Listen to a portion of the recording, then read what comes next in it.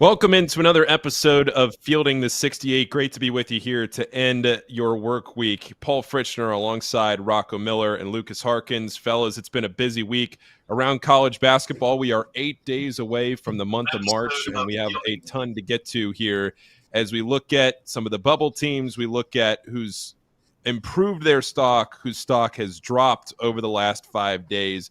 All of that and more over the next hour. And this is the Fielding the 68 show presented by Rhythm. Lukas, Rocco, how are you guys doing today? Doing well, can't complain. Headed into the weekend, right? That's right. Rocco, I got to ask. Great. Yeah, I was going to say, how was Seinfeld night last night? It was a hoot, man. They couldn't get the real Cosmo Kramer, but the guy whoever they hired over there at the fine folks at Florida Atlantic University, he did a great job. I mean, his voice sounded similar. He had the cigar in his mouth for like 3 hours. They brought him out. They did all these like different team awards during timeouts. Cosmo was out there with everybody. I think he shook everybody's hand. Even Tom Crean and our own Jeff Goodman were there talking to Cosmo Kramer. So we had a great night. I didn't know half those people were going to be there when I signed up for the game. So it just made it all the more exciting. And kudos to, we won't talk about Wichita State on this show. They're way out of it, but they looked really good last night. And I think the American Conference Tournament is, if not the most intriguing, it's certainly in the top couple because they only have one team guaranteed to get a spot at this point. So if anybody else wins it, Paul, that's a bid steal. It's right there. All right, fellas, let's get into it. And let's start off with some teams that you feel like improved their stock this week. Rocco, I'll start with you. Who did you feel like was your biggest winner of the last 5 days? Well, I got a chance to see that Missouri team over the last weekend at Georgia, played an incredible second half and just completely kicked Georgia out of their own building, winning by 17. And they were able to follow that up with the big win over Alabama, a very convincing result. Although that game was in Columbia, I think that matters quite a bit. That's a one-seed win. And I think we've been watching Missouri get some of these big wins earlier in the year when they won at Florida. They were the better team that day against the Gators. Gators have only lost 3 times. They went down to Mississippi State at one point in January, blew out the Bulldogs. And just watching that team live, I'm blown away. So it was good because, when you see that high of a ceiling team, you want to see the consistency and then be able to prove it in those big opportunities. So I think Missouri is a big winner. I see some of the Missouri fans up early this morning begging to get their boys into a top 4 seed line. We'll see where we have them at the end of the show. So them for sure. On the bubble, I think TCU, the upset over Texas Tech, really made things interesting for the Horned Frogs. They've had an overload of losses throughout the year, but they do now have 4 wins against the field, and we'll talk more about them. I think just the fact that they're in the conversation right now shows you how important that win was over Texas Tech. I think BYU pounding Kansas by 37 is a big deal, mainly because certainly not that big of a surprise for the resume. I think BYU was favored to win the game, but the way they won, I think if BYU slips up now, the committee's going to have that game in their mind if they're in a seesaw battle for one of the last spots, if they don't finish strong. And that I think that game's going to mean a lot because it had a lot of national eyeballs on a night where there wasn't many other games going on. And then last but not least, and I know Lukas will have some more, I think both the MSUs had a great week. Michigan State, of course, getting their quality win against Purdue, and then Mississippi State not only beating a good Texas A&M team, but beating them by 16. That was a big statement for Chris Jans' club. Lukas, how about you? Biggest winners of the week for you? Yeah, I'll start on the bubble with Boise State. Really needed a bounce-back win after a 17-point road loss to San Diego State. They come home, they beat New Mexico. That's their 3rd win over the field this year. They got other wins over Clemson and St. Mary's. They're a team that I still think is right in the mix for a bid. Probably on the outside looking in right now. I'm sure we'll talk about it later. But they really kickstarted what's a 3-game stretch here that's really important with that win. So the win at home against New Mexico, and then they go at Nevada and Utah State at home. These next 5 days are going to be really, really important for Boise State on the bubble. Towards the top of the bracket, I'll point at Wisconsin. The win over Purdue last weekend was obviously important, but they followed it up by coming home and beating Illinois by 21. This is a team that's pretty seriously planted its flag on the 2-seed line. for me. And as a result of that, they're getting closer and closer to feeling pretty good about potentially playing in Milwaukee the opening weekend of the NCAA tournament. Yeah, I think, looking at some of those teams that you just mentioned, you mentioned BYU, Rocco, and we were talking before we went on the air about BYU and where they are right now. And I think they've pretty safely played their way up into at least that 10 line. But there are some seeding responsibilities that you kind of have to keep in mind with BYU because they can't play in that Friday-Sunday matchup. BYU never plays on Friday-Sunday in the NCAA tournament. So how does the committee kind of look at that here, where if they're on a 10 line, can they move up to that 8-9 spot? Is there room for them, or is it a jump to a 7 seed because there's a lot of those Friday-Monday or Friday-Sunday, little pods that they would end up in?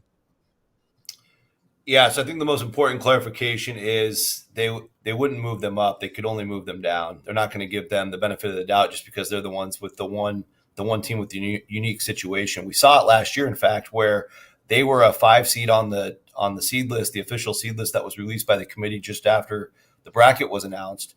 And you'll see on there that actually Gonzaga was the 6, BYU was the 5. They had to flip-flop those two because there was no sites for them to play at as a 5 seed on the Thursday, Saturday when it came time to bracket them. So that could certainly happen here again. I think, based on our conversation before the show, we either have BYU a 9 or a 10, and if it doesn't quite fit those cities, they would be slotted down. But I think one of the things the committee does to help is if BYU's on the seed line, whether they're the first team on the seed line or the last team, which would be the 4th team, I think they go ahead and slot BYU first because they know the options are already cut in half based on those sites. And then it could be cut in half again because we know the regional sites for the Sweet 16 and Elite 8 are required. BYU has to be in the East or the West. So they will not be in the South or the Midwest no matter what. So we know that going in. And now it's just a matter of where in the East and West can we slot them in one of those 4 opening day cities. All right, Lukas, now we talked about the winners. We talked about some of these teams that improved their stock over the last 5 days. What about the teams that hurt themselves since we last talked on Monday? Yeah, I think there's a bigger chunk, I think, of losers than winners, and that kind of seems to be the case almost every February at this point. So I'll highlight a few. For one, Villanova led at UConn late, let that one slip away. I think that pretty much does it for Villanova. There's a minor chance they can make a push still. They still get to play Marquette, but I think that's probably it for Nova. Oklahoma, we just really haven't seen enough winning lately to anticipate a turnaround. They're 3-10 now in conference play. I don't really think that they're going to be able to. I think right now, as a snapshot in bracketology, you can make an argument for them to be in the field. But as we project moving forward, they really just haven't done enough winning to really evoke any confidence. Moving to the Big Ten, Nebraska and Ohio State, both with some losses. These were teams that I was arguing about between the two of them for the last 9 seed earlier in the week, and I think now they've kind of pushed themselves back towards double-digit seed range, maybe just on the right side of the cut line, but it's not much for either team. And then UC Irvine, I think the loss last night might have finished the at-large hopes there. Probably need to win out, and they probably needed to win out, and that obviously hasn't happened. They're going to need a lot of help from the rest of the bubble, in addition to just they're going to have to win till the Big West Final. Rocco, over to you. What some teams here that you think their stock dropped in the last few days? Yeah, I mean, I think I might have caught Lukas say Nebraska in there. That's who I had first. Just losing the way they did at Penn State. It looked like Nebraska had righted the ship. They got a couple wins kind of ahead of the curve, as I would call it. They landed in my safely tier up until that Penn State loss. Now they're one more bad loss away from being in a difficult bubble situation that obviously hurt a lot of their performance numbers as well, losing the way they did. So that was a bad day. I think I've been told by the Ohio State community I'm the only bracketologist in the world that had them out before they lost at home to Northwestern. It really had nothing to do with any kind of prediction for that game. But obviously that pushed Ohio State further out in my mind. But again, I'm going to be fair about it. The committee itself would have to agree on Ohio State, but they certainly did not do themselves any favors getting beat at home like that. I think Lukas put out a nice note earlier today that they've lost at home 6 times. And that can undo a lot of those great wins they had with the Purdue, the Kentucky, Texas, et cetera. So that was certainly a painful one for the Buckeyes. And and I just think altogether the SEC bubble. If you go back, I think I bring this up every show that I'm on. The SEC takes the court once every midweek and once every Saturday with occasional buys. There's only every team, I think it's one bye throughout the year. So this midweek, Georgia had their bye, Texas did as well. But the three that did take the court between Arkansas, Oklahoma, and Vanderbilt all lost. And if you go back to last week's midweek, Paul, their record as a collective bubble, those 5 schools, is 2-11. So what we thought of this SEC bubble just 8, 9, 10 days ago is really even more difficult to look at, if you can imagine, now. Yeah, and again, it goes back to what we were just talking about with all of these teams. It's more frequent that a team would play their way out of this tournament than play their way into the tournament, especially with the way things are going on right now. One team that you guys didn't mention out of the Big 12 that I'm kind of curious to get your thoughts on is Cincinnati. They were pretty far out of the tournament for a little bit there. They had gotten some momentum. They'd won 3 out of 4. They were right there with Iowa State until they didn't finish that game off. But then, again, couldn't finish against West Virginia on the road. 5 games left for Cincinnati. They do have Baylor and Houston. But Lukas, Rocco, either one of you can take this. Just any thoughts on the Bearcats and if there is still a chance there outside of winning the Big 12 tournament? Yeah, I mean, I still have Cincinnati in the mix. They're outside of my first 8 out. But the numbers just really aren't in their favor at this point in the season. They're 1-9 in Quadrant 1 right now. They played a sub-270 non-conference strength of schedule. They haven't played – I don't think they've played a Quadrant 3 game this season. They played 7 in Quad 4.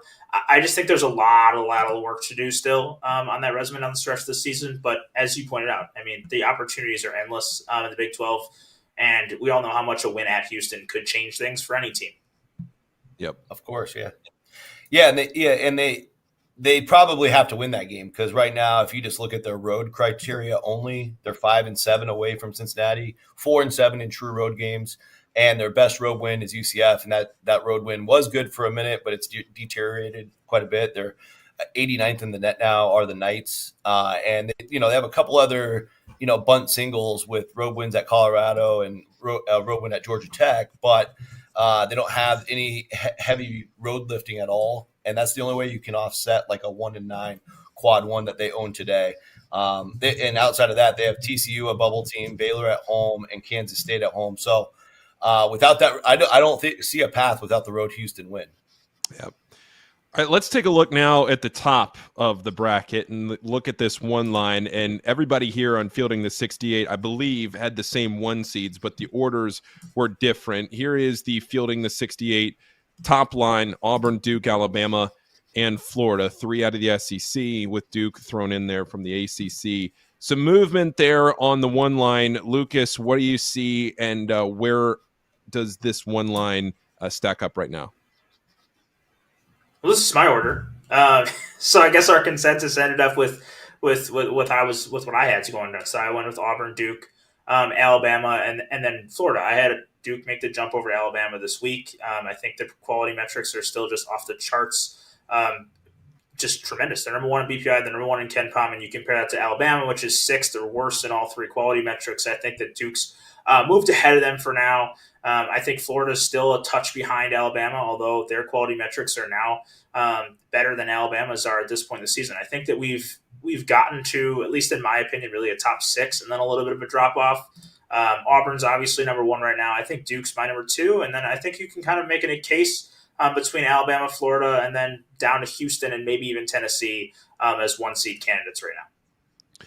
Rocco, what'd you think of those top 4? Yeah, I'm good with it. I did have a different order. I had Florida as the 3rd 1 seed and Alabama as the 4th. Pretty close. Obviously, Alabama's got the bigger set of wins away from home, but Florida has the best win in the country, and that's in the jungle by 9 points. They backed that up with a Mississippi State win. And I think what it comes down to for me is taking the court. We're at a mature point in the season where, the pie's probably been in the oven for about 25 of 30 minutes. We're getting ready to take it out. We know what a lot of these resumes are pretty well by now. We've been looking at this stuff every single day for over a month, and we've got, less than a month to go. And you wake up this morning, the Gators still only have 3 overall losses, and they have a really powerful record away from home. Only 2 losses away from home. Of course, had the home loss to Mizzou. So I just thought that was a little more impressive than what Alabama's done, just by a smidge, because Alabama's now taking on 5 losses, which makes them a little closer to Tennessee. I think the Alabama-Tennessee is a little bit more close than Florida. And I think if we're going to give Duke the nod above Alabama, then I think we should with Florida too. They're about 6, just going off Ken Palm because he's got the transparent data. They're about 6 entire, whatever they're called, net Ken Palm points above Alabama, even though they're only 2 spots higher. So it's kind of suggesting that Florida is the more dangerous team here. All right, so of the teams that are maybe on the outside looking in of the 1 line right now, the top of the 2 line, when you're looking at these teams, maybe like a Houston, a Tennessee, how close are those teams to creeping up and flipping their luck into quad 1? Yeah, I think. Or sorry, into the 1 line. I mean. Yeah, no problem at all. I'll go first. I actually struggled quite a bit this morning because I do think Houston is deserving. The problem is there's only 4 spots, and I did move Houston up to my 5th overall. It's tough because they're obviously extremely dominant when it comes to any kind of performance measurement. So they're gonna win those arguments, and now they have the 3 good road wins to go along with an 8-0 true road record. It's crazy. And, they've won 12 in a row going back to last year in the league on the road. It's just the amount of road damage they've done smells 1 seed. So does the performance stuff. I think the only major thing that held me back is just kind of where they had them at the reveal, which was less than a week ago. And, they play Iowa State tomorrow, guys. So I think a win over Iowa State, especially if they do it convincingly, it's going to be really hard for me to keep them off on Monday. But yeah, to me, and they're another team with 1 fewer loss than Alabama, for example. They're at 4 losses total.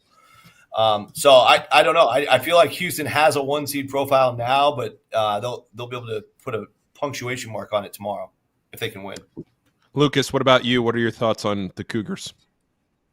Yeah, to Rocco's point on Florida being several net Ken Palm points above of Alabama right now, Houston's a pretty significant margin ahead of Florida.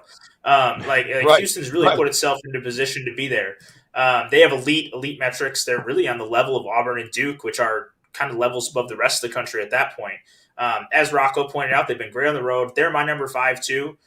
Rocco mentions their game tomorrow. I'll extend that into Monday. It's an incredibly important 3 days for how they want to put themselves into position for 1 seed. They get Iowa State at home, and then they go Texas Tech on the road within the span of 3 days. Play well there, and they're going to find themselves in the 1 line. And as it stands, Ken Palm, which loves Houston for its predictives right now, has them winning both those games. Yeah. So any other thoughts there? Anything we haven't covered as far as the top line goes? Anything we didn't mention about teams this week that you feel like might need to do some work? Anything there from to wrap up winners, losers, 1 seeds that we haven't gotten to? Lukas, Rocco, anything there? I'll say Tennessee's still. Good. Yep. Tennessee's still pretty close. So it's not like they've gone away. They took care of business with Vanderbilt last Saturday. They had a bye this week in the midweek, and a road Texas A&M game is going to pack a mean punch for them. So we'll have to kind of see where they're at starting next week if they can get that win in College Station. They also have Alabama at home a week from tomorrow, and at Ole Miss will be another important resume game right after that. So Tennessee is very much in the mix, and if they are to win at Texas A&M tomorrow, and somehow Florida slips up at LSU for any reason, or of course Houston loses to Iowa State, we could have Tennessee on the 1 line by Monday. So that's how close it is. Yeah, I'm with you. Of the 6 teams contending for 1 seeds right now, that feels like 6. Tennessee has more Quad 1A wins than Duke, Houston, and Florida. It's tied for the 2nd most Quad 1 wins behind Auburn of those teams. They're top 6 in every single team sheet metric. That's something you can't say about Duke, Houston, or Alabama right now. All right, fellas, let's take a break here. We will be back after this. We're going to talk more about the bubble, first 4 out, last 4 in, all of that good stuff when we get back from the break. This is the Fielding the 68 presented by Rhythm. College basketball fans, are you ready to take your hoops game to a new level? Whether you're a seasoned bettor or just trying to win your March Madness office pool, Rhythm is here to give you the edge this season. With data-driven predictions for every single college basketball game left on the schedule, Rhythm helps you maximize your bets. And as March Madness kicks off, Rhythm's insights will help you spot those plucky Cinderellas that you know are going to shake up the NCAA tournament. But that's not all. When Selection Sunday rolls around, let Rhythm's AI-powered bracket generator do the heavy lifting for you. This is the same AI tool that performed 35% better than the average ESPN bracket last year. And here's the best part. Rhythm pairs perfectly with our Field of 68 expert analysis, giving you the 1-2 punch that you need for the rest of the college basketball season. So don't wait. Download Rhythm today and get ready to see college basketball and your betting results in a whole new light.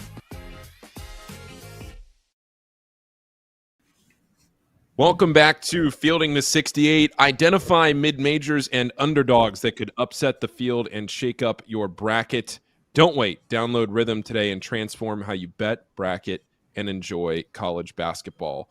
Paul Fritschner, Lukas Harkins, Rocco Miller with you. So we just went through the one line, the top of the table, some winners and losers and everything like that from the last 5 days since the last Fielding the 68 on Monday. But now let's get into the heart of the bubble. Let's get into what we really need to figure out here, and that is the last four in and the first four out. And we're going to start with you, Rocco, with your last four in. Lukas, we're going to go to you first. Your last four in and kind of where we are here as we get into the weekend. Yeah, this is the first time this season where I've gotten to my last four in, and I don't really like where I finished with kind of any of them. I feel like all of them, we've reached the point where it's four teams got to get into these four spots, so let's figure it out. So for me, I went with Ohio State, Texas, Oklahoma, and SMU. For Ohio State, the loss to Northwestern wasn't pretty, nor was the margin. They're now 9-12 against the upper three quadrants. That's not pretty either. I'll counter that with Ohio State, even with the loss to the Wildcats. They're top 35 across the three quality metrics. They're top 50 in resume metrics. They're rated higher in the quality metrics than teams like Oregon, Utah State, New Mexico, West Virginia, Nebraska, Memphis, all teams that we kind of figure are 9-10 seeds at worst right now. And if you want to grade bubble teams on who they've beaten at their best, Ohio State's up there with the best. They've won away from home against Kentucky and Purdue. They beat Maryland at home. Those are elite kind of relative to the rest of these teams on the bubble. Texas, another team, sub 500 record, quads 1 through 3, but really good quality metrics relative to the rest of the bubble. They can make a case on the back of 3 home wins over top 4 seeds. They beat Kentucky, they beat Missouri, they beat Texas A&M. Oklahoma, this is a team I talked about earlier already, and I think that's right now as a snapshot picture of bracketology, I think they're probably still on the right side of the cut line. They're 43rd on average across the resume metrics. They have 4 quadrant 1 wins. But really, they're being kept afloat by they beat Arizona, Louisville, and Michigan. Those were a long time ago. Each of their last 5 games against the KenPom top 35. They've lost their last 8 against such competition. I just don't think they're going to stay here as a snapshot turns to a projection. I think that they're currently in my field, but I don't think they will last there unless they turn things around and play at a level they haven't recently. Last team in, I went with SMU. The metrics are still strong. They're top 50 across every single team sheet metric. They're 15-6 against the upper 3 quadrants. They've been very impressive in quad 2 and 3 games. They're 0-4 in quadrant 1, and they've been blown out in those games. You're going to be able to pick a positive and pick a negative from every resume at this point in the bracket. I gave SMU the edge because it's just not very offensive in terms of its metrics. They all are pretty solid across the board. They get a huge stride at a quad 1 win tomorrow at home against Clemson. Win, and I think they'll move from being in very few fields to being in almost all of them. Lose and the path becomes a whole lot harder and hinges on how much the committee really believes in those wins over non-tournament teams in quads 2 and 3. Yeah, I was just going to ask you, Lukas, about SMU because right now, like you said, they don't have a quad 1 win, and all of their quad 1 opportunities, you're 0-4 at home in quad 1 opportunities, and also they haven't beat a team projected in the field yet this season. All that could change tomorrow if you beat Clemson, but if you now go to 0-5 at home against quad 1 teams, if you still haven't beaten a team again, that's projected to be in the field, it becomes a little harder. I know the metrics and everything are good, but doesn't it become a little harder to then justify keeping them in? Is that kind of where you're at with that? It absolutely does. But really, you look at the bubble and the teams that are outside of it, like Arkansas, Boise State, Georgia have some quality wins. TCU has some quality wins, but like Xavier, North Carolina, Indiana, they've had so many at-bats to win 2 of those games, maybe 3 of those games in some cases. Like I think we look at a resume where SMU's 0-5 in quadrant 1, and you compare that to, like, let's just say we get to that point, and North Carolina's 1-11. Like, you got to pick some team in there eventually. And SMU's, they're 5-2 in quadrant 2. That's a quality record. I think the quadrant 3 games at this point in the season matter a little bit more than some people give credit to. And they're 10-0 in those games. But I harken back to it. When you compare teams that have imbalanced schedules, which SMU hasn't played as many quality teams as a Georgia, who's 2-10 in quadrant 1 has. It's 12 games versus 4 so far in those opportunities. But if you compare those imbalanced schedules, that's why we have resume metrics on the team sheet. And they're ranked 45th on average across those resume metrics, which is better than a lot of the teams on the bubble that have had more opportunities to play quality teams. I think that's where I put them right now. SMU has higher resume metric average than Texas, Ohio State, Georgia, Indiana, North Carolina, TCU, Arkansas. The list is there for, I think, them to be still in the mix. Obviously, a win at home against Clemson changes the trajectory for them, and a loss keeps them, I think, kind of in that first 4 out conversation. And really, there's nothing we can say as bracketologists at that point. If they're 0-5 in quadrant 1, they are at the mercy of the committee, hoping that quadrant 2 and 3 wins will do enough. But we have no real backing that that's going to last. Rocco, over to you. Your last 4 in. Yeah, I mean, it's not a great situation across the board. I will stand up for VCU. I've had them in for a couple weeks now. They're obviously for what it's worth. They are absolutely dominant at home. No team has come within 12 points of them. We'll see if George Mason can change that tomorrow. But yeah, they're projected at large. That gives us at least 1 bid steal, which I actually feel like, last year we had 4 or 5. I feel like that there's a good chance that could happen again. I know the leagues are bigger and we lost the Pac-12, so it might be different. But I just feel like in this era of NIL and so many teams just wanting to get to the tournament, once they get to their conference tournaments, I have some suspicions about where certain teams' effort and care might be once they know they're in. So we'll see how that plays out. But I'm trying to get ahead of something that we'll have to cover at the end of this, and I just want to get ahead of it this year because I think it's coming because it can eliminate a lot of these teams we have to look at every show, Paul.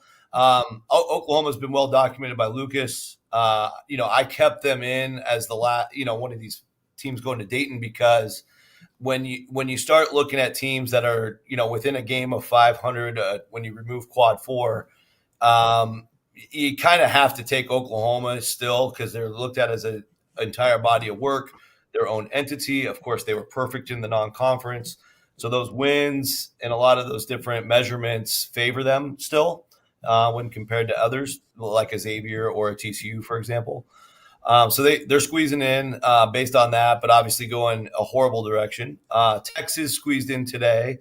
Got a little help, of course, New Mexico State's big win at Jacksonville State last night, got that game into quad 3 for Texas.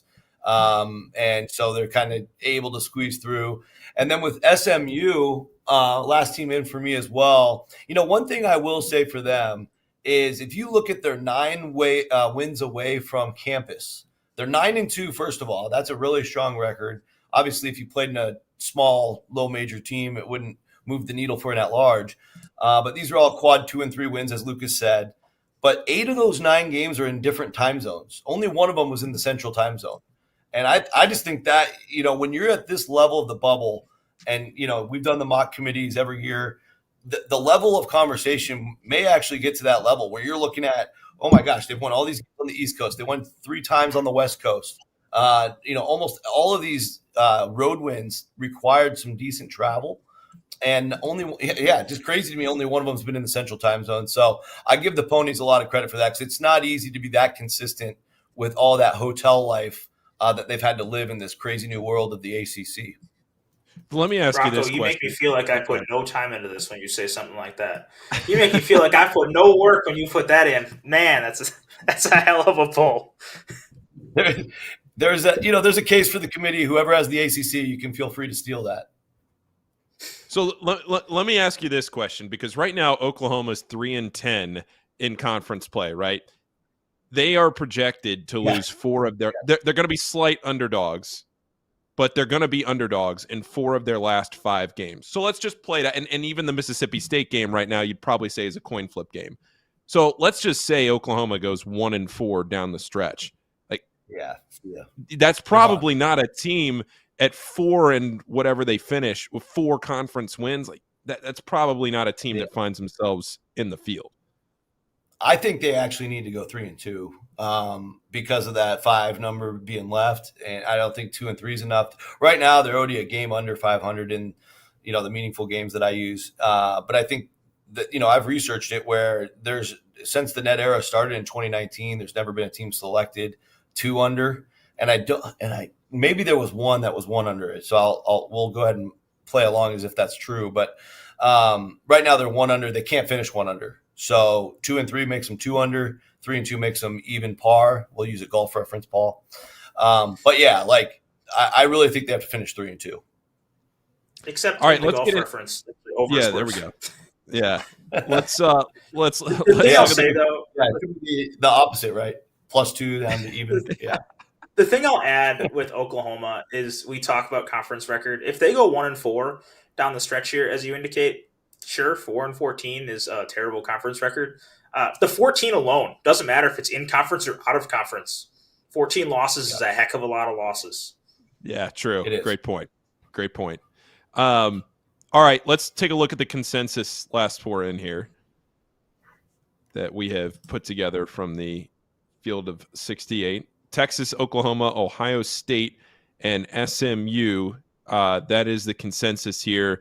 Fellas, Lukas, I'll start with you here. Any reaction to this? No, seems fine with me. Yep. I think those are the same 4 teams I had. If I recall, I only briefly looked at the consensus there. So yeah, it's the same 4 for me. So I feel like that's validated. I feel like I've not just validated. I just think that I think Rocco and Brad, I must just be the middle ground of the 3 of us. As it's time the consensus last 4 in on the consensus 1 seeds.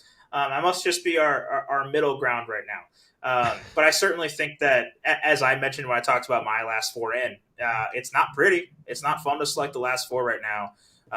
You really get to a point where you're kind of picking between. To me, I'm probably down to today. I was looking at really 6 teams for 4 spots, and I didn't really like any of those resumes. So I think there's certainly an opportunity for any of these teams to just kind of pull up a win or 2 late that puts them in a much better position than they are right now. All right. Let's go over now to the first 4 out. Rocco, I'll start with you here. The first 4 out that you have just on the outside looking in. Yeah, we'll start with Xavier. I know I squeezed them in on Monday. Nothing they did wrong, obviously, since then. It was more, SMU picked up another one of those road wins, and in Notre Dame, which is actually an Eastern time zone school, believe it or not. But yeah, it's we're splitting hairs, and I just think when in doubt, the thing that's always carried me through over the years, and what usually carries the committee through, is the old adage of who did you play, where did you play, how'd you do. That can be looked at as a body of work question. It can be looked at as a top of the resume road wins. I like to look at road win percentage. I like to look at it all. And if you can check a lot of those boxes, you're in better shape than not. And that's kind of where SMU won out over Xavier for today. But obviously, there's still somebody you can take if you're the committee. There's really nothing against Xavier that would keep them out de facto, such as the under 500 or just needing a better road win. One of the reasons I like Xavier is because they have that road Marquette win. And we like their finishing schedule. So I think if Xavier wins the games they're projected to win, easier said than done. There's a decent to good chance they can find themselves either in Dayton, which is down the street for you guys, or maybe even firmly in the field, depending on other results. Next up, I have TCU. We talked about them at the start of the show. emerging quickly after the Texas Tech win. They have 4 wins against the board now, which is basically like teams inside the bubble. And if you want to count Xavier, that would be a 5th win because they did beat Xavier down in TCU as part of the Big East Big 12 battle. And yeah, they're obviously starting to figure some things out down there. They were really far out of it not long ago, but in recent play, obviously getting some big wins. I was just going to pull up their profile real fast, but yeah, they've got the BYU win at home. BYU is playing so much better, so that becomes a top 30 win. They were the only team to win at Baylor all year until Arizona just did it. So them and Arizona, the only teams to win there. That's a tough building to win in. That's impressive. Obviously, Texas Tech 7th in the net, so it's a top 7 win. And then the West Virginia win, obviously still a tournament team as well. So, some of the things that are tougher for TCU is that they have 4 losses in quadrant 2 out of so it looks a little hairy, that 2-4 quad 2 record, but perfect after that. And in the top, they're 4-7. I think they're about a win short. If they can keep winning, they might find themselves in by next week. And after that, we have San Francisco. So I've talked about the Dons quite a bit. They're still there. It really comes down to these final 2 games next week. They don't play this weekend. When they go to Oregon State, which would be their best road win. I get it. It's not a tournament level road win, but it's, I think, low end quad 1 or maybe high end quad 2, depending on how the Beavers finish the year. But that would certainly give them a much better road win to anchor with. Right now, their best road win's just Loyola Marymount. And then, of course, the big one with Gonzaga at the Chase Center. It will still count as a San Francisco home game on the team sheet. But that, I know Gonzaga's an 8 seed by the seed list, but that level of a top 15 to 20 net win would do wonders for the Dons, a team that just finished perfect on their true home court last night.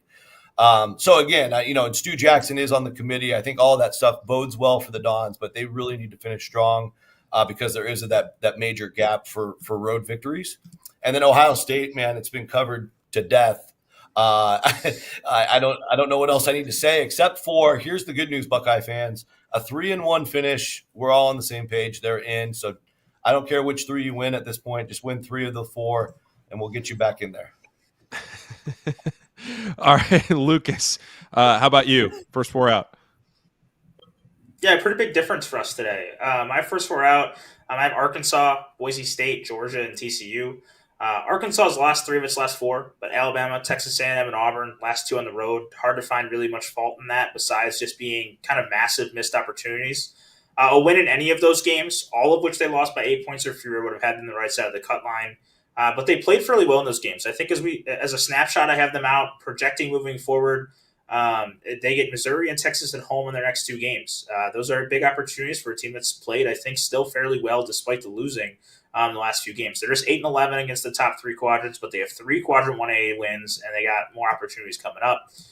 Boise State, I talked about earlier in the show, picked up their 3rd win over the field this week with the New Mexico win at home, and they have a huge week coming up. They go at Nevada, and then they host Utah State within 5 days. Win both, and I think you'll be talking a lot about Boise State being a potential tournament team. Georgia still has wins over St. John's and Kentucky. Those are 2 top 4 protected seeds. But that's really not enough anymore. They get Auburn on the road and Florida at home next. Do what you do. 2 mass opportunities to fight their way back into the mix. Right now, they're 5-10 against the upper 2 quadrants, but they're still top 50 across every single one, except across all but one metric. And if they can pick up one of those huge wins in the next 2 games, that would change their fortunes a little bit at least. Rocco already talked about TCU. It's the poor quality metrics that are going to improve if they just keep winning. They go on the road next for the next 2, Cincinnati and West Virginia. I'm not quite there yet with Xavier. They're my 5th team out. They're 1-9 in quadrant 1, and they're not going to have another opportunity in the regular season to add one. So that comes down to if they get a Creighton, UConn, Marquette, or St. John's in the Big East Tournament as their only other opportunities to add quadrant 1 wins right now. So 1-9, I think, puts them in a difficult spot to really overcome and get into the field. So obviously taking care of business they need to do down the stretch of this season, but I think they also might need one of those quadrant 1 wins in the Big East Tournament to really get over the hump and into my projected field. They're just a little bit on the outside because of that poor record in quite a few at-bats. Let me just ask you this question, and either one of you can answer this. But you look at Xavier right now, and I think it's not sealed up, but it's a pretty good chance that Xavier will play UConn at MSG on Thursday afternoon. Both teams look like they're on a collision course for that game. how much should fans in general, whether it's Xavier or whoever, factor in, picking up one more quad one win on a day like Thursday on conference tournament week, heading into selection Sunday? Is that enough when two teams are on the razor's edge to move the needle? Or do you have a Texas A&M situation from a couple years ago where they get left out after going on a run and then coming up a little bit short? I think it's resume dependent. Like for Xavier, if you're a team that's 5-8 in quadrant one and you get to 6-8, probably doesn't make a huge difference. When you're 1-9 versus 2-9 is pretty darn significant. So I think, especially if they're playing that early enough in the week, like a Thursday where it's not like it's a Saturday game where they're adding it really late before the selection show, I think that a win on a Thursday would make a pretty big difference, especially for a team that really, like, they would double their quadrant one wins should they get that kind of victory. Rocco, anything there? Yeah, I would say, they typically start their meetings Wednesday, maybe even Tuesday night. So by the time Thursday rolls around, for Big East purposes, it would depend on how close they thought Xavier was. And that would just be up to their discussion. As you can see here, I was really close and so if the committee was more like my projection, they might kind of hold out to see how that game goes. But if it's more like Lucas's, they're like the fifth team out, I don't know that they would hold on for the fifth team down. So it really just depends on, and I could be wrong too. They could hold on to 5-6, but a lot of these tournaments are starting earlier than that. And, I just feel like it'll be narrowed down quite a bit. So for that scenario exists. I don't want to count it out, but there's a lot of needles that would need to be thread for it to exist. Gotcha. All right, let's take a look at the consensus first four out right now. VCU, Xavier, Arkansas, and TCU. So some similarities here with you guys on this one, but the Horned Frogs find their way in. Lukas, you had them in there as well. Both of you guys did. Xavier, Lukas, I know you didn't have Xavier or VCU in yours, and Rocco, VCU I have as my auto bid. Oh, okay. There we go. VCU is my auto bid out of the A10. I use a metric average for who would be projected to win their conference tournament. So VCU is my A10 auto bid, hence why they're not in the mix for my at-large. And Xavier obviously is my fifth team out. But VCU, for me, they are in my field. They're just in my field as an at-large, whereas George Mason is my seventh team out. All right, let's move on.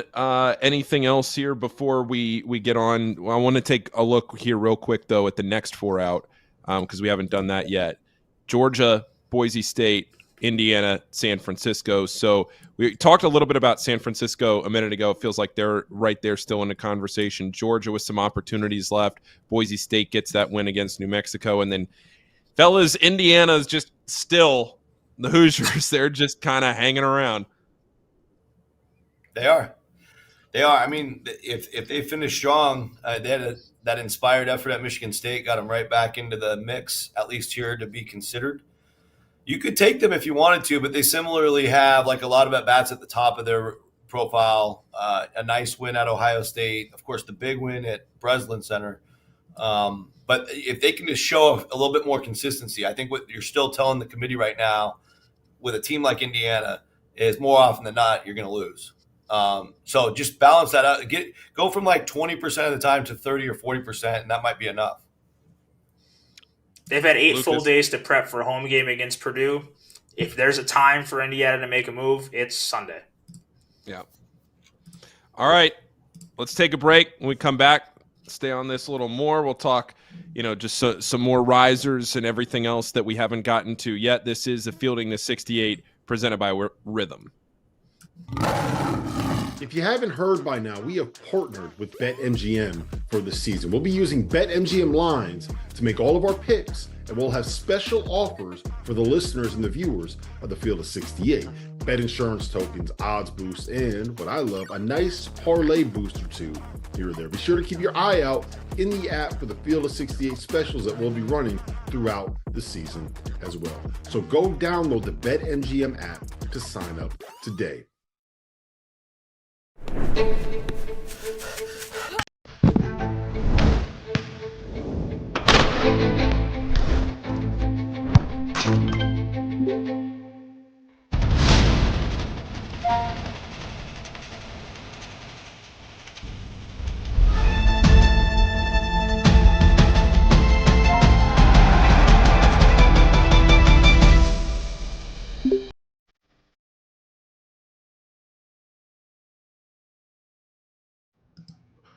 Welcome back to Fielding the 68. Whether you're a seasoned bettor or aiming to dominate your college basketball betting, March Madness pool, NBA, golf, and more, Rhythm gives you the competitive edge. Don't wait. Download Rhythm today and transform how you bet, bracket, and enjoy college basketball. Paul Fritschner, Lukas Harkins, Rocco Miller with you, and we're going to wrap up the show here today over the next 15 minutes talking about specifics of the risers and the fallers. And the first team we're going to get to here is Wisconsin, who has been on a tear lately. And it feels to me, and maybe this is just me, but it feels to me like Wisconsin isn't getting the national notoriety that maybe they should be. And they are consistently working their way higher and higher on the seed line. We see them right now as a 2 seed nationally. The Badgers have been playing so well. What are your guys' thoughts? Lukas, we can start with you on where Wisconsin is right now. Yeah, I think in terms of national love, it comes back to just kind of the timing of things. Like the win over Arizona on November 15th now looks great. It looked pretty good at the time and then fizzled for a while. Once Arizona was 4-5, and then you kind of forgot, oh, Wisconsin beat that really good Arizona team by 15 at home. And then from November 15th through February 15th, they didn't beat a KenPom top 30 team in the country. They were 0-5 in those games. So there wasn't really some high quality, great win to their name outside of the fact they just kind of kept steadily taking care of business against the middle of the Big Ten. And mostly doing so at home, but then they go beat Purdue on the road, and then they go home and they crush Illinois. And now we start picking up, okay, now here's the quality. They still go at Michigan State down the stretch of the season too. They can add another one. I think for a lot of people, we kind of saw that Wisconsin could have been a potential 4 seed at the bracket preview, but the committee seemed to really enjoy that their quantity of top wins, even if their quality, they're just 2-4 in quadrant 1A games, was enough to land on the 2 line. They're left to land on the 3 line, and since then they've obviously picked up those 2 results I just talked about, and they've moved up to my 2 seed line. Not even the bottom 2; they're my third 2 right now, and trending towards being able to play a de facto home opening week in Milwaukee, just an hour from Madison. Rocco, anything with Wisconsin there from your perspective? I certainly agree with all of that. I mean, the needle had to move a little bit higher for me based on what the committee said. I think I was a couple spots on my projection lower than them, as I think my highest 4 at the time. So obviously knowing what the committee thought, just going into that Purdue road win and then the 2 results, that result and the other one that Lukas mentioned now, I agree. It's pretty much exactly where I have them. I think the one thing to be leery of, though, is in their road games in quad 1, they're just 4-4. The one big one at Purdue, so that carries the day. But the other 3, even though they're quad 1, depending on where you think Ohio State falls, would be below the bubble, right? So if they do take another loss, they could have a losing record in that area.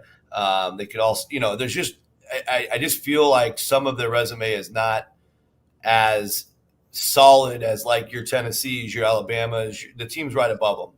I think there's a big drop off to Wisconsin because of some of that. And Rocco, what about Mississippi State? Feels like they've played their way up towards a 5 seed. What about the Bulldogs? Yeah, they've been a streaky bunch. I think they lost 4 of 5 before that Egg Bowl sweep, and then, of course, the Egg Bowl sweep provided some confidence, some swagger. And they went out and got another big win over Texas A&M on the midweek. I think that was what was that, Tuesday night? So 16-point home win. That one of the areas they're dragging are your KenPoms, your predictives, your performance, however you want to say that word. But they've lost their 6 hardest games, so there is a little bit of a limit to their ceiling. But they have the Egg Bowl sweep. Winning against an A&M level team helps a lot. Winning at Memphis way back before Christmas, that looks really good. Despite Memphis being 48th in net, we all know they're more of a 6-7 seed than a 48th ranked team. So, once you dissect these resumes long enough, you realize what they've done is a quality job. 5 road wins in quad 1, of course, led by Ole Miss and Memphis. So I like where they're sitting as a collection of results. But I think as a basketball team, they're very kind of up and down. And I think they do have some matchup deficiencies, and they obviously got exploited by the Mizzou Tigers. And shout out to all those Mizzou fans on watching the show today. Yeah, we got a lot of Missouri fans watching the show today, and we're going to get to them here right now. Missouri, you want to talk about one of the better stories in the sport of college basketball this season after not winning a conference game last year. They didn't win a game in the calendar year of 2024 after, the conference tournament time flips, everything else. Then you lose your opening game this season, and you're thinking, what direction is this Missouri team going to go this year? And since then, Missouri just phenomenal. 20-5 since opening night. They've won 3 straight. A win over Alabama the other night from start to finish. You get out to a 12-0 lead, and that game was never really competitive the rest of the way. Lukas, this Missouri team right now, you look at where they are on KenPom, they're up to 13th after starting the season in the mid-50s. What is the ceiling of this Tigers team, and what can they do as far as the bracket projection goes? Yeah, you asked what direction they were going after game 1 this season. The answer is up, kind of continuously now for 3 months. They just kind of keep going up, and up. They've moved up to my 3rd 4 seed today, just behind Michigan State and Arizona. They have 2 wins over 1 seeds. We talked much earlier in this show about Florida having the best win in the country at Auburn. Well, Missouri went and beat Florida in Gainesville. They also beat Alabama at home. That's 2 wins over 1 seeds. They've been just tremendous. It's hard to argue with that. They still get some great opportunities on the stretch of this season. They play 3 SEC bubble teams, all on the road, Arkansas, Vanderbilt, and Oklahoma, and they still get Kentucky at home. I think we can see them continue to climb pretty quickly. Outside of their BPI, which still sits at 31st in the country, they're top 16 in every other metric. 4 of their 6 losses are in Quad 1A. All of their 6 losses are in Quad 1. I think they're in a really good position to stay as a protected seed with how well they've been playing lately, and one that could kind of take advantage of maybe some of these teams like a Purdue who's been struggling down the stretch. Maybe you could see Missouri leap up towards a 3 seed. Rocco, the Tigers, it's been a special few weeks for them, but where do you see them right now? Yeah, I mean, getting to see this team play, I mean, they're phenomenal. I think you can run a report on Torvik's site, and they are top 3 or top 4, depending on when you start the start date. Start of the year, I think they're number 4. So, yeah, in some cases they've been number 1 on those reports. So they're obviously dangerous and backing it up recently, and very impressive live, as I said earlier. So I think all those things bode well. Right now, based on the work I do and many of us also do, we're trying to guess what the committee thinks, not necessarily our own opinion. So I'm removing my opinion from my actual forecast that I provide. And based on what the committee reveal said, they didn't mention Missouri that day. Obviously, since then they beat Alabama and the road Georgia win. But a lot of the teams they're trying to overtake, like the St. John's of the world, the Texas Techs of the world. Those are the teams sitting there at 15 and 16 for me. I think I need one more splashdown from Mizzou, Caleb Grill, whoever wants to splash from deep, maybe Tamar Bates. We get the Tigers into the protected seed. So they're stuck at number 17, but they're right there. And I mean, they belong with that group of teams for sure. And I had them just lose out on some of those comparisons based on what I believe the committee valued from the reveal. Now, if they keep playing this way, like Lukas said, they can easily not only pass some of these teams, but play all the way up to the 3 line. And, I think things will just continue to improve the way they're playing. All right, so we just talked about Wisconsin, and I want to thank Garrett for the $5 super chat. He asked this question. Shout out, Garrett. Does the Big Ten have potential for 3 teams on the 2 line this year? I think we're going to have a hard time seeing anyone besides Wisconsin and Michigan getting there. I think Purdue's fallen towards a 3-4. Michigan State's in that 3-4 mix too. I think you're going to have a hard time seeing more than Wisconsin. And I do think Michigan could work their way there. But I think getting 3 up to that 2 seed line is going to be hard to see. Agreed. Yeah, Michigan State's climbing their way back up as well. And they do have a brutal schedule down the stretch. They play Michigan tonight, so that's one of those 2 getting a loss tonight no matter what. And then, I think they can play up to a 3 most likely. And I think, chances are pretty slim to get 3 teams that high up. And then we're talking about the top 8 teams in the country. Now, like we talk about it, like average wise, 4 teams could end up are going to be right in the 3 seed mix for sure. Like all Yeah. four of those teams could be as high as a 3, and I think Wisconsin and Michigan can be as high as a 2. All right. So we did the Correct. risers. We did these risers here. Now, there have been a few teams that have taken a step back, and the first team to talk about that is Kansas. Kansas has slid here in the last couple of weeks, and maybe none more so than what happened this week, a disaster for the Jayhawks.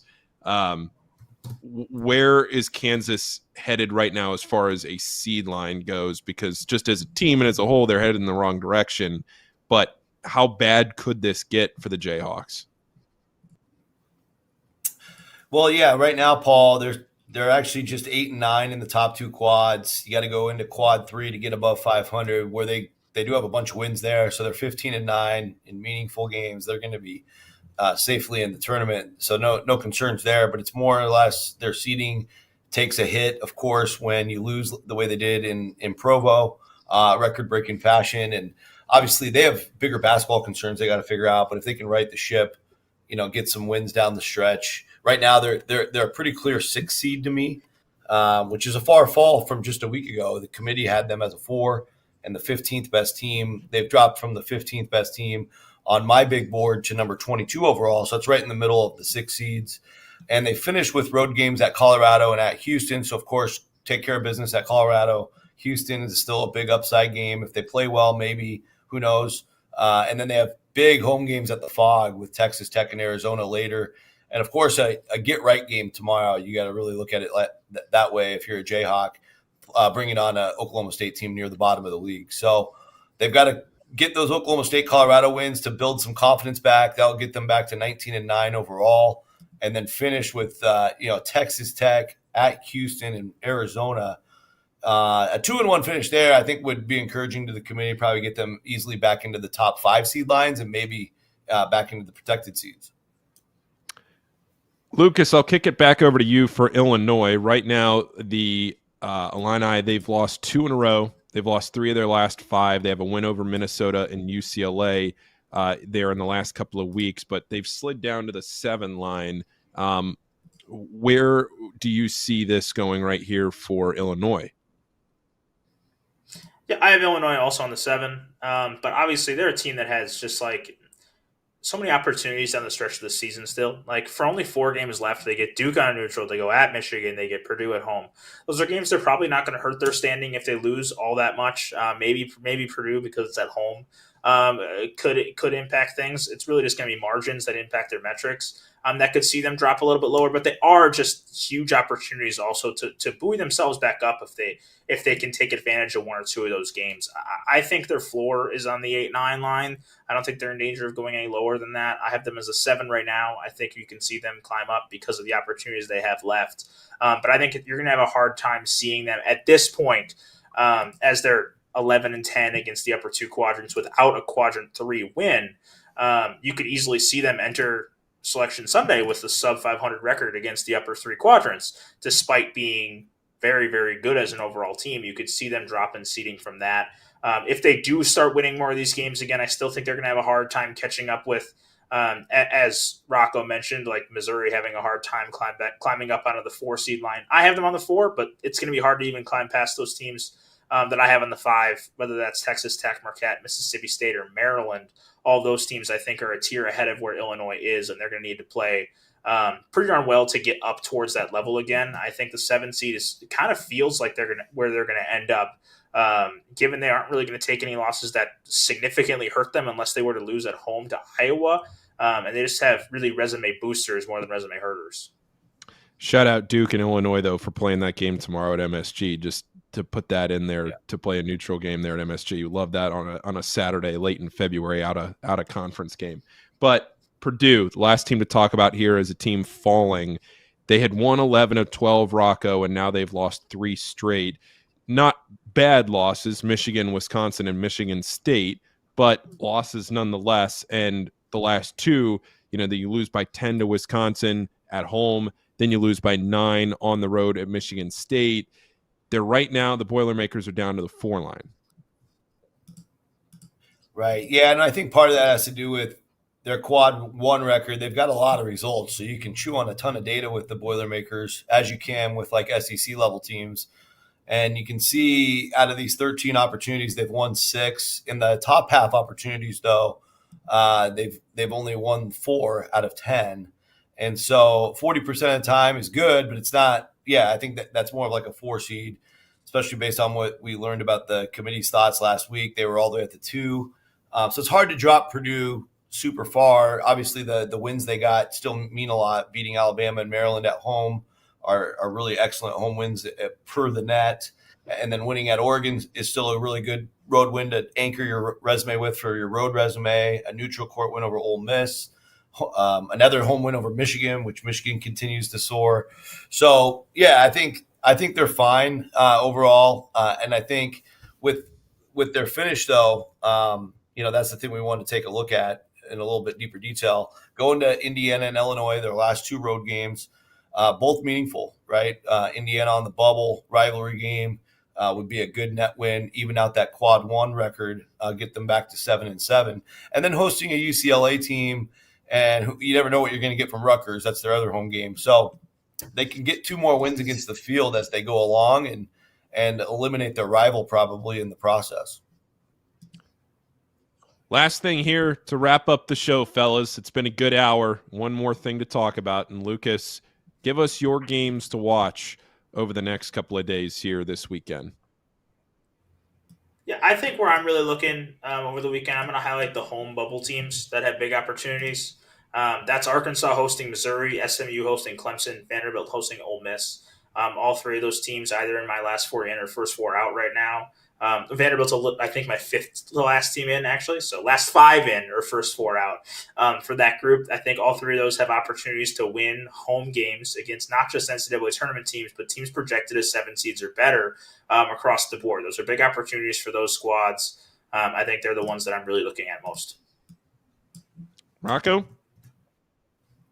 Yeah, I think at the top, Iowa State at Houston is potentially meaningful if that gives Houston enough juice to get to the 1 line. Monday, we'll see. But as Lukas said, they play at Texas Tech. Houston does Monday night as well. So really curious to see how that goes. Iowa State's been able to bounce back from their little rut they had a couple weeks back, but a huge test for them, obviously. And then you've got, a really intriguing game with Missouri at Arkansas for 2 different reasons. We've talked a lot about where Missouri sits, but Arkansas really can't keep taking more losses. They're a couple losses behind the 8 ball already, and they've got a little bit of heat in that border state, a little bit of a rivalry going on. So that should be a really great atmosphere, I feel like. ESPN game, 8 p.m. Eastern. And then I also think with Tennessee going to Texas A&M, Tennessee get a win at College Station. That's one where they're back. You have to at least look at them for a 1 seed again, and they'll be banking on maybe some help from Iowa State, or if somehow Florida slips in Baton Rouge, they go to LSU. So those are all the games to pay attention to for that final 1 seed discussion. But of course, some of these bubble teams we mentioned doesn't get bigger than tomorrow in Richmond, Virginia, where VCU's been absolutely dominant, hosting George Mason, who's on a 12-game, I believe, win streak. That's just a great old CAA rivalry where it really matters in the A-10 finally between these 2. So that's huge stakes down there in Richmond. And then I would also say, you mentioned it, Paul, TCU going to Cincinnati, not a sexy game, probably not your top 5 games of the day, but it could mean a lot for TCU to add another road win. And it could mean a lot for Cincinnati since they're trying to make things interesting too. So certainly keep your eye on that. Fellas, I got 4 more that we didn't add either. I still got 4 that I need against the. I tried to leave some for you. St. Mary's Gonzaga. I mentioned home teams playing on the bubble, and I just totally skipped past Mississippi State going at Oklahoma. Chance for Oklahoma. Boise State at Nevada. Santa Clara at Washington State. How about some West Coasters? There you go. That's right up your alley, Rocco. That's music to your ears. All right, fellas. I love it. This is the last full weekend of the regular season. Next Sunday, March 2nd, the ASUN tournament gets going. This is the last full weekend of regular season college basketball. So enjoy it while we have it. It's great. Another great hour here on Fielding the 68. Thanks, Dagan and Trevor and everybody for doing the work behind the scenes. For Rocco, for Lukas, I'm Paul signing off. This has been Fielding the 68 presented by Rhythm. We'll see you back here on Monday. Enjoy your weekend, everybody.